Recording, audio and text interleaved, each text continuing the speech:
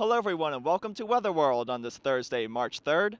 I'm your host, Jacob Hare, standing outside of the Alumni Center here at Penn State, where conditions are feeling more like winter, but from the trees behind me, they're starting to bloom as we approach spring. Fog has rolled through the area, and that has dropped our visibility this morning. Temperature right now is 43 degrees, and the dew point is 43. And whenever the wind is calm, that spells a recipe for that fog to form, and the visibility has dropped because of it as you're heading out the door this morning. It went under a eyewall replacement cycle last night where it starts to fill in and then it comes back with a larger eye and it rapidly intensifies into a Category 4 hurricane with winds of up to 155 miles per hour. Look at this bowling ball of a low pressure system here impacting the west coast.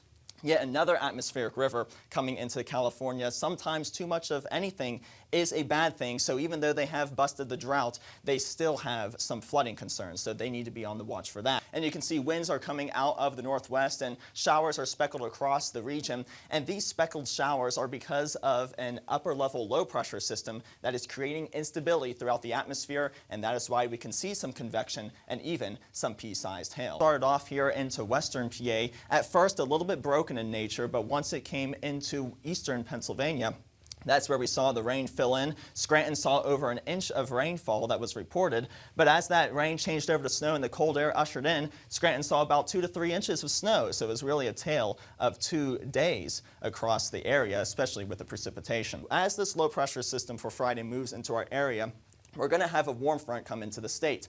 As it does so, temperatures will be on the rise, so places like Pittsburgh are going to see an entire column of atmosphere being above average or above freezing and giving us rain. Once we get into the central regions of the state, we're going to have a warm nose that's going to change it into sleet and freezing rain, and where it's cold throughout the entire column, that will be snow.